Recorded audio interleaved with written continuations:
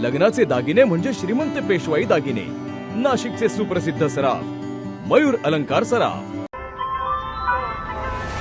ताज्या बातम्यांसाठी नाशिक न्यूजच्या YouTube चॅनलला सबस्क्राईब करा आणि बेल आयकॉनला प्रेस करा।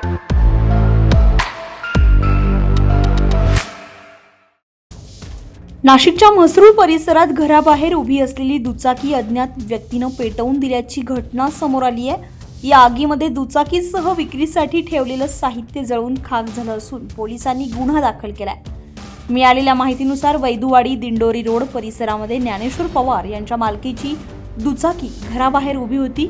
या दुचाकीवर कटलरीचे साहित्य विक्रीसाठी बांधून ठेवण्यात आलं होतं। दरम्यान अज्ञात व्यक्तीनं दुचाकीला आग लावल्यानं वाहनासह सर्व साहित्य जळून खाक झालंय। या प्रकरणी म्हसरूळ पोलीस ठाण्यामध्ये गुन्हा दाखल करण्यात आला असून पुढील तपास सुरू आहे। तुषार ढेपले, नाशिक न्यूज, नाशिक।